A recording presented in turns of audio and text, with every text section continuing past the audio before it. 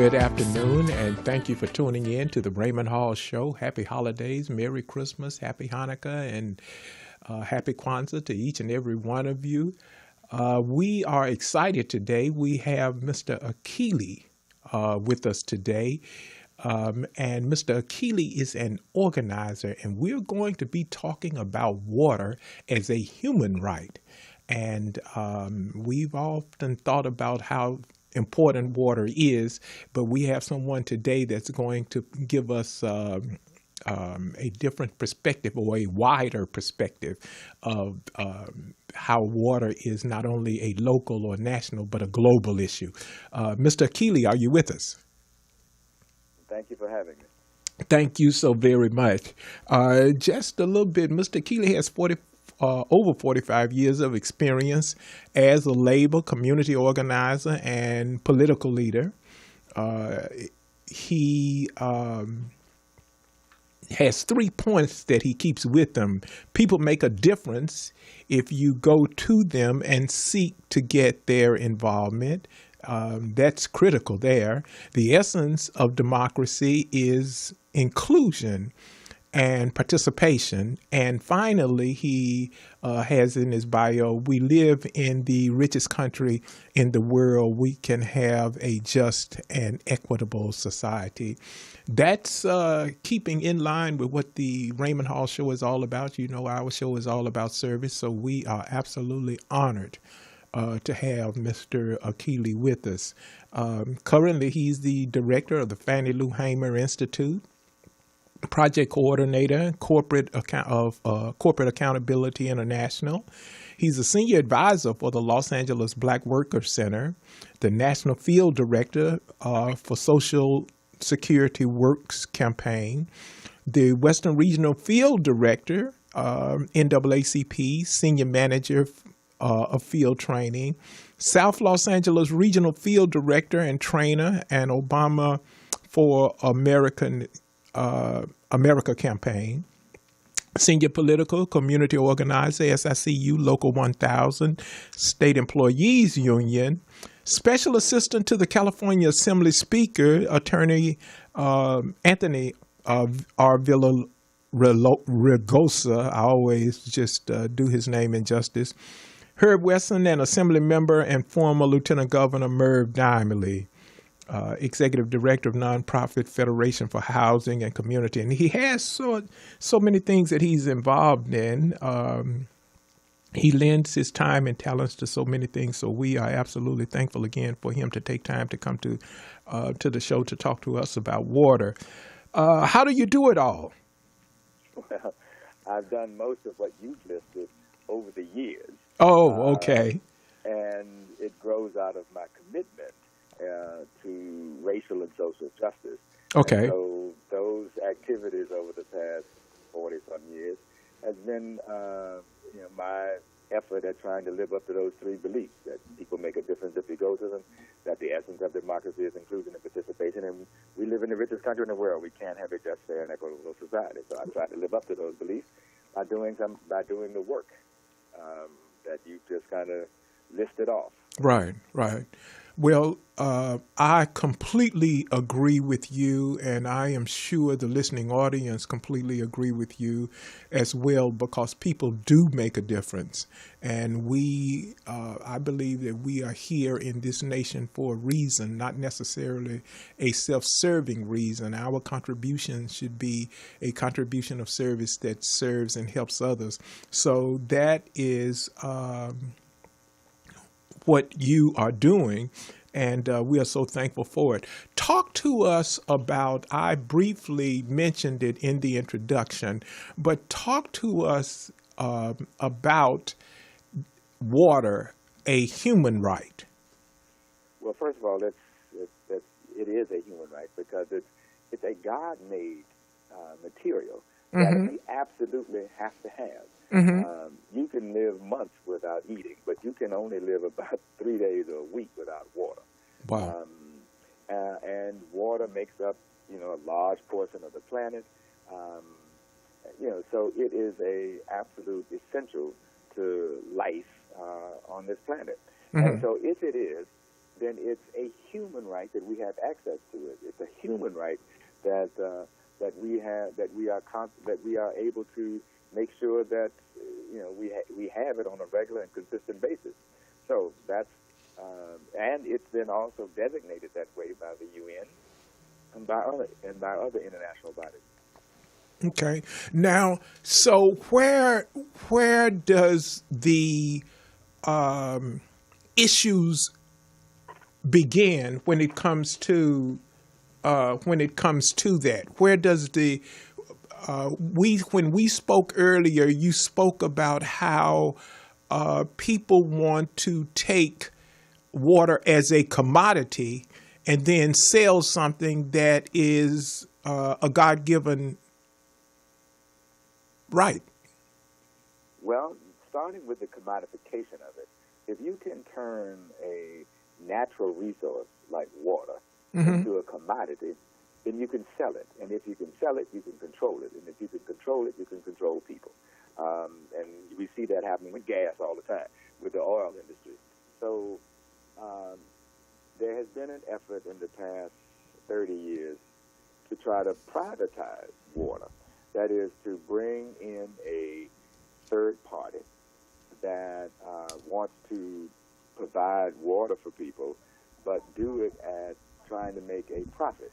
And if that happens, then what you will have is profit-making corporations controlling a natural and human necessity, and that's dangerous.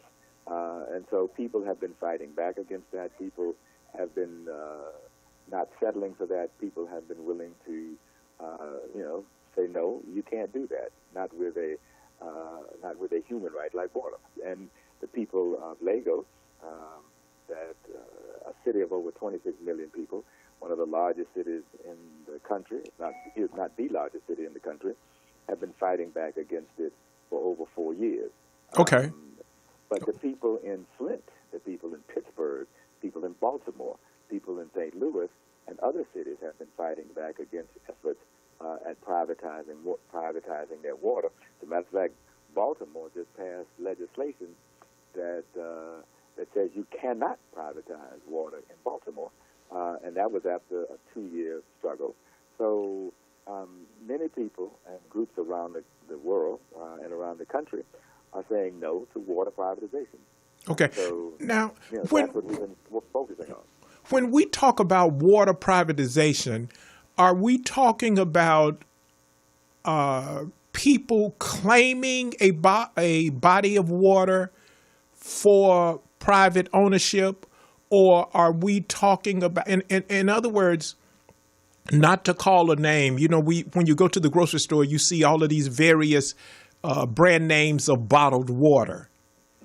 Is that inside of the discussion, or is that the topic of the discussion? It's inside the discussion. Okay. An example is Nestle is pumping millions of gallons of water out of the underground in Michigan, and they're only paying $200 a year for a fee to pump that water that they in turn sell at a profit. Wait a minute now. The place where the Michigan is the same state where Flint, where they had the water problem. Yes. So Nestle is pumping water out of Michigan?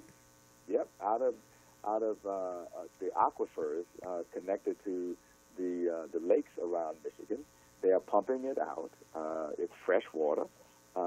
They treat it, and then they bottle it. And then they try to sell it. And what's so ironic and so absurd is that they are doing that, and they're paying $200 a year to do it. And then they turn around and sell it to the people of Flint, which is just absurd. I mean, the people of Flint depend on bottled water. They cook, they clean, and they drink it because they can't drink the water in their own city. So Nestle is making a profit, while at the same time the people in the region, less than 200 miles away, have been poisoned. So that's the contradiction. That's the problem that exists. And once you start, like I said, commodifying a natural, God-made resource, and you start making a profit out of it, then you can control the people. And what many of the corporations that want to privatize water, what they want to do is they want the government to build the infrastructure, and then they want to come in and manage it for a profit. That's what happened in Pittsburgh. The city of Pittsburgh contracted with a group, with Veolia, a French-based private corporation, to so-called manage their water system. And in the process of doing it, in an effort to make their profit, they brought in some less expensive water corrosion chemicals. Well, it was less expensive.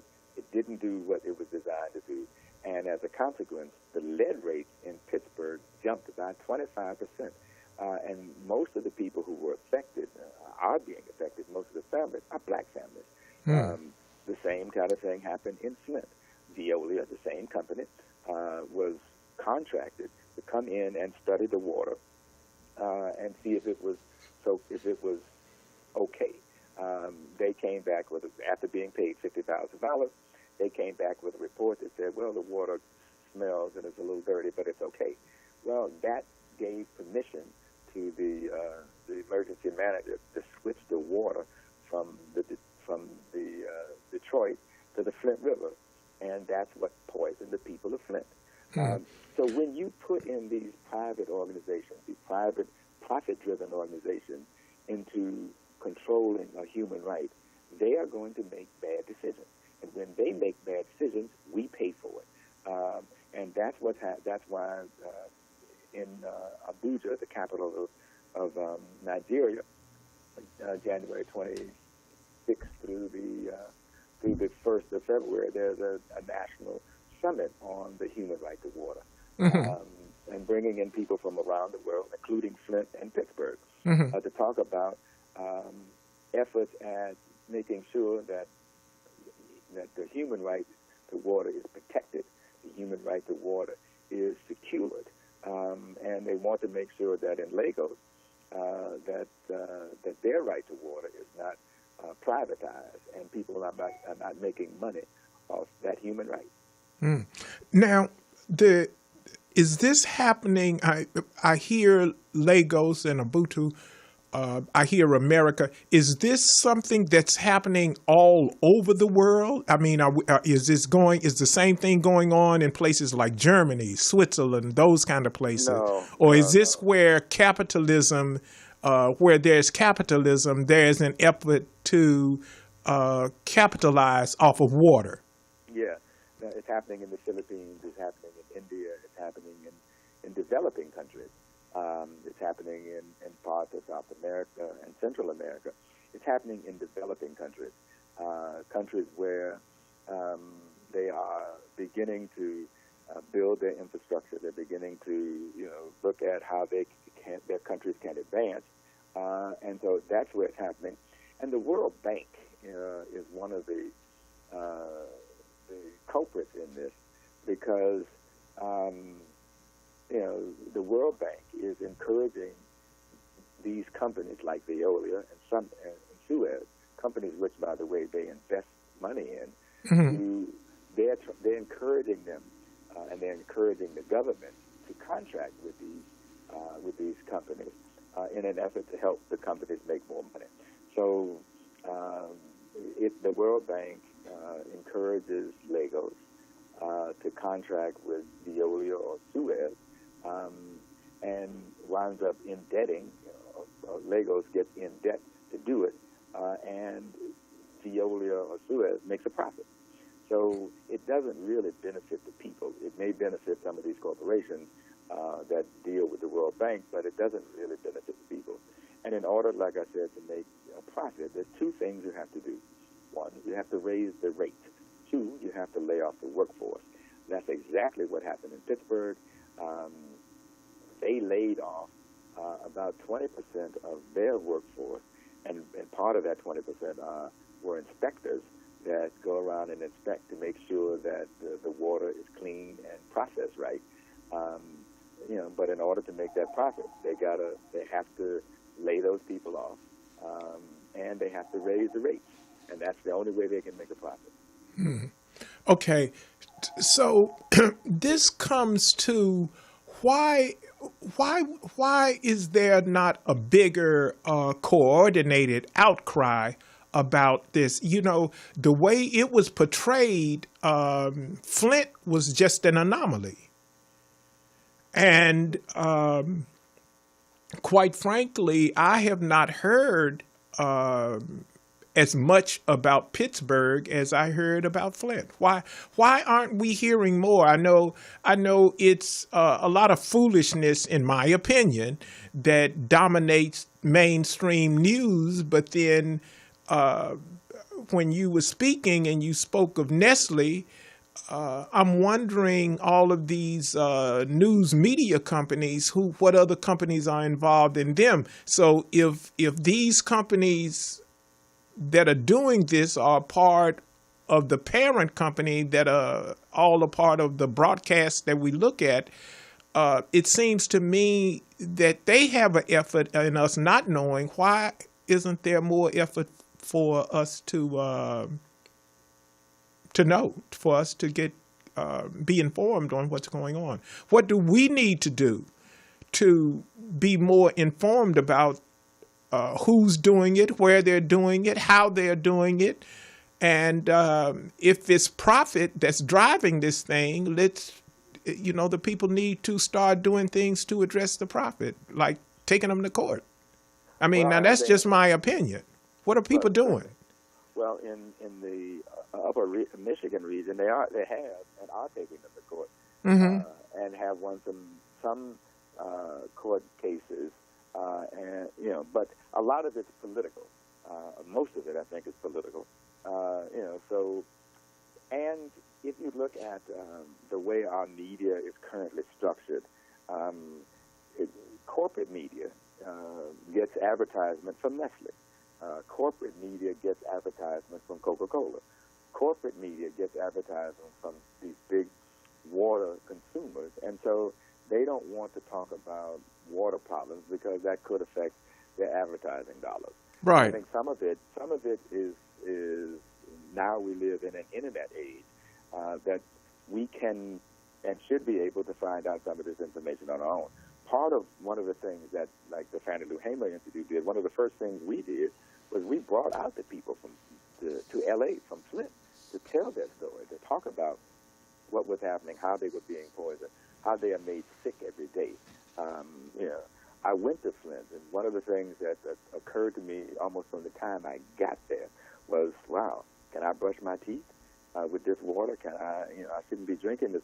I mean, all of a sudden you start thinking about things that you and I take for granted, but the people of Flint have to constantly struggle with. Hmm.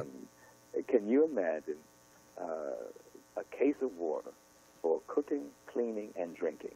And that the difference between, you've seen the women around the world, carrying water in a bucket on their heads. Correct. They didn't. They do the same thing in Flint. They go to these water sites and get a case of water. And that when it first started, they would get a case of water a week. They had these what they call water pods, Hmm. and they would get a case of water a week. And it was just like women going down to the river with a bucket, getting water and bringing it back. It was just like that. And we like to think of ourselves as a developed country. The other thing that has happened over the past 25, 30 years, well, more, is that the federal government has invested less in infrastructure, forcing states and local governments who say that they don't have the money to invest in infrastructure, and they didn't do that. That was the case in part in Flint. They hadn't invested in the infrastructure in Flint or Detroit for more than 30 years. Hmm. So they have these rusting pipes, they got the dirty pipes and the rest. And so part of what and your point about how come we don't know about this, is in large part because people take a lot for granted. I mean, right here in our own area in Los Angeles, the water, land, and air in Watts has been polluted for years, Hmm. because that used to be a dumping ground during the Second World War.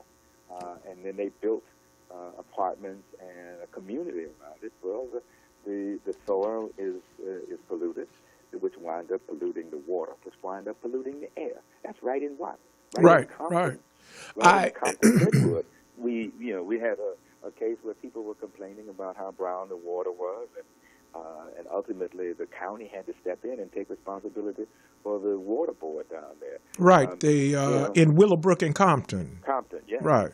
So it is happening, and it's happening around us, but we do take a lot for granted, and sometimes we would rather not know, because once we find out, then that means we got to do something about it, and quite frankly, I'm busy, so Yeah, I don't have time. but this thing has generational effect, because it's my understanding that lead is something that can once it gets in the body, it can affect the ability to reproduce, as well as cause other health issues. Yep, and that's one of the biggest struggles, both in the people of Pittsburgh and the people of Flint have been demanding. Part of what certainly the people in Flint have been calling for is they want health care to be able to take care of the families and children in particular that have been impacted by increases in lead because their children have been poisoned, and the same in Pittsburgh. But because we don't have a national health care system, they have to demand health care for their children. And that was one of their original demands. The people of Flint had three demands. One, they wanted their democracy restored to them, because the reason this happened was because their democracy was taken away from them. The governor of the state instituted an emergency manager that came in an effort to save money, save $500,000, said that we can save money by switching our water from the Detroit River to the Flint River, because they were paying about $500,000, $1.5 million to Detroit for their water. So this emergency manager comes in and says we can save money if we use, at least temporarily, the water from Flint. Well, that was a bad idea. And the reason that they stopped doing that over 50 years ago was they knew that the Flint River was polluted. Right. And so that's why they had been doing it. But when you suspend people's democracy, so the people in Flint had no say. The city council in Flint had no say. And so you get this one person, an emergency manager. They want to save money, so they hook up to the polluted river and poison people. So that was one of the first things that the people of Flint wanted. They wanted their democracy restored to them. They wanted their city council to be able to make cities and the decisions, and they wanted their mayor. The second thing they wanted was they wanted the infrastructure replaced because they had corroded and dirty pipes, and that the water would keep poisoning the people. And the final thing that they wanted was health care for the families that had been poisoned. Now I remember because I remember the mayor of Flint. She was very vocal, and I appreciated the position that she took. So I take it that was a return to local governing. Yes. Okay, and we all saw how they were replacing the pipes. Yeah, in part that was returned to local government. They didn't get rid of the city manager until a year after the new mayor, a black woman, was elected. Exactly. So they didn't. So they still had this emergency manager, and the governor had subverted their democracy. The governor of Michigan, in 17 cities, most of whom were majority black, put in emergency managers because he thought he knew better how to run those cities than the people who were there, the people who were on the ground, the people who were responsible for running their cities. And so that kind of subjugation and elimination of democracy, when you do that, there's a price to pay. And unfortunately, the people of Flint are paying it. Yeah. It may just be my observation, but it would seem that poor and poorer communities, poorer people, and especially people of color, black and brown people, are being attacked on several fronts. You have the privatization of education. Yeah. You have the privatization of drinking water. You have the exclusion of suitable employment. You have the targeting for incarceration, even though at the federal level now they finally put forth a bill to address the inequity or the disparities in sentencing. All of these long sentences for one type of drug, for one form of cocaine of the same drug than the other. And in reading what this bill is supposed to do, it's supposed to provide training while the people were there. And I was just surprised at some of the supporters of the bill, because they said that, hey, look, we want, eventually they're going to get out, and we want them to be able to have some skills and be able to get jobs and those kind of things, as opposed to coming back and coming back to prison. So it's high time. That thing went on for a good 50 years. From the 70s up to now is about 50 years. But it just seems like to me that we're being targeted on every front: water, education, economic, rights and liberties of freedom. How do we, in this highly technical time, we have movements, we have more elected officials that are from our communities. What, going back to what your banner, people make a difference if you go to them and seek to get their involvement. The essence of democracy is inclusion and participation. How do we take those things and use that? Because this water thing is very serious. I'm not saying it's more serious than others, but it's a very serious thing. If you don't have access to water, like you say, you're out of here shortly. And to know that people really want to privatize water is a big issue. Yes, it is. And I think there's a couple of things in our own history that we could look to. I'm also a member of the leadership of Black Lives Matter LA. And Mm-hmm. part of the reason why Black Lives Matter LA was started was to end state-sanctioned violence in all its forms, social, political, and economic. And part of that grows out of these four conditions that particularly black people have to face. One is white supremacy. Two is institutional racism. Three is individual bigotry. And the fourth is mass denial. Mm-hmm. As long as the last one exists, it makes it possible for the other three to continue to function. To continue to function, right. Yeah. Mm-hmm. But as Now, long as there's that mass denial. So part of our history here has been one of struggle. Part of our history here has been one of succeeding. Mm-hmm. We have succeeded despite the fact, or in spite of the fact, that people have done everything socially, politically, and economically for us not to succeed. And so part of, I think, what we have to do is constantly remind ourselves as a people that we are going to have to stand up and fight back, particularly since those three other conditions exist. First, white supremacy, and then the white supremacy leads to institutional racism. The institutional racism is enforced and supported by individual bigotry.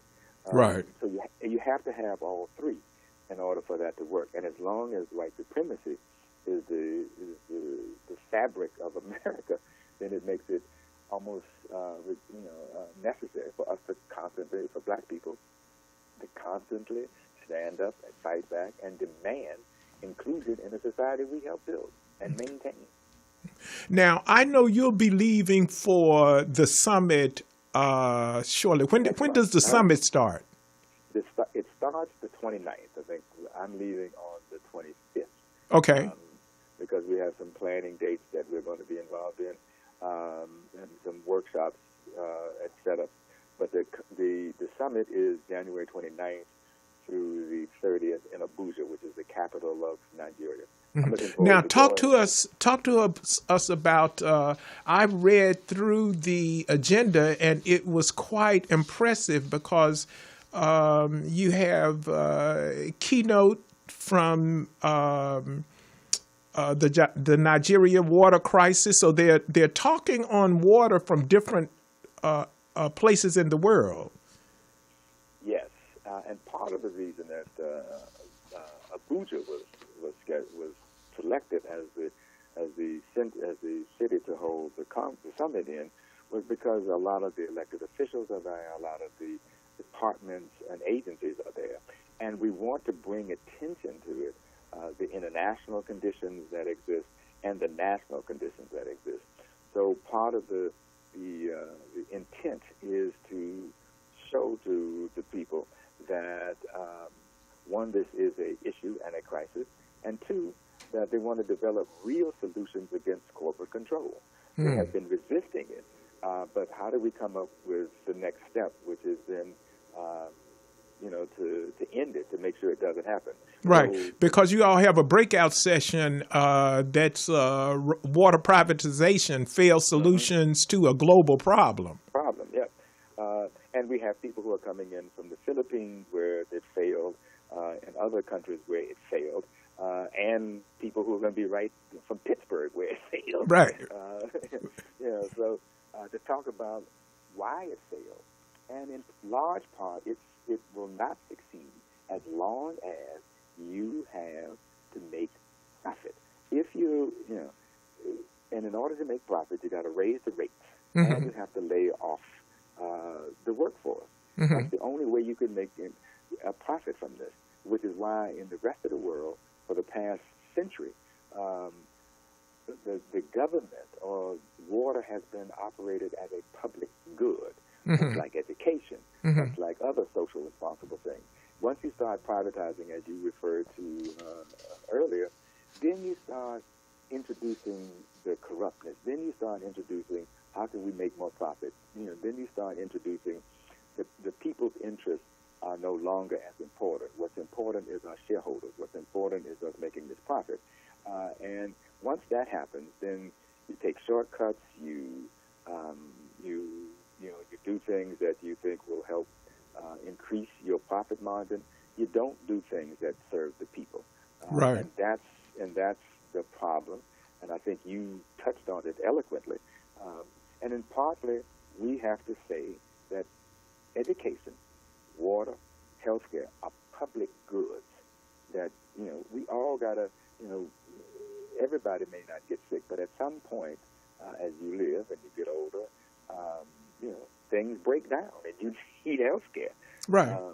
The same thing with water. Yeah. Same thing with education. We want an educated population to be able to make the decisions and carry on.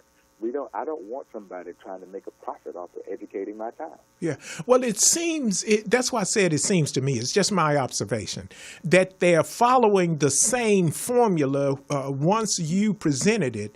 The formula of letting the government build the infrastructure and a private company comes in to take over or quote unquote manage.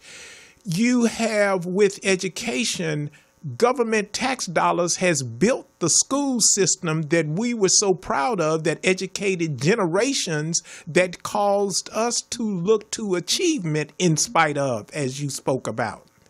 And here again, now that infrastructure has been built, has been proven, now we have private corporations coming in where here in California, some of the teachers don't have to be certified at all. The curriculums in some places are questionable, and they are in some cases using the same facilities that tax dollars paid for. That money is going into private concerns. Now, I'm just looking at the formula. They're doing it with water.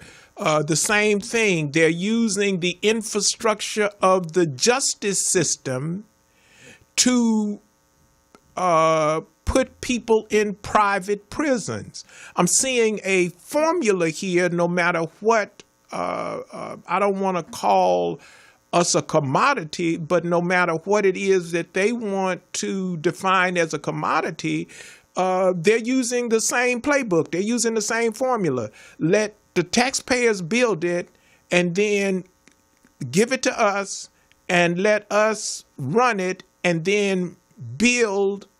I'm not talking in build as in construct. I'm talking about BILL, charge us for something that through our tax dollars we built and is rightfully ours. I'm seeing a formula here, and this is something that needs to be addressed. Well, you're absolutely right. And we have allowed this myth that the private sector can do it better, faster, cheaper, while there's no evidence of that, but they keep saying it.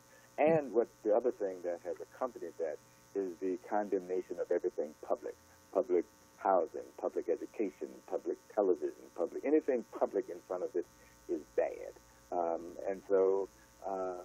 And anything that is operated by a government that we put and keep in place is bad. And so the private sector has been able to capitalize off that and use it so that they can make money off it. And I think that part of what we are going to have to accept is that we should have social responsibility. A social responsibility for me is making sure my children are educated, not making a profit for you. A social responsibility is me being able to have access to clean, safe water. Social responsibility is making sure that we have access to health care. Those are some social responsibilities that we all should be, we're all sharing, we all benefit from. And if we don't have it, then we all are hurt by it. And so those are the kind of things that, as many societies in most of the rest of the world, certainly industrial democracies, have agreed are social responsibilities that we all need to participate in, and that lends to the general good of the whole, of the nation. Okay. But in America, we want to try to have an element of the private sector running things. Okay. And my time, Mr. Hall, is running out. And yes, it is.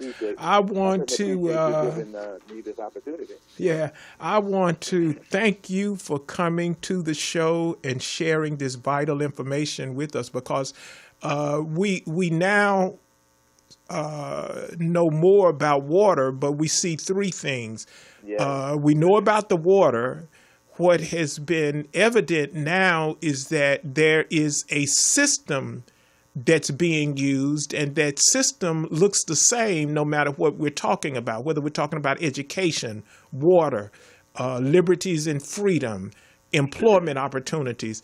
The system that's being used, and you put it so correctly, anything public is bad.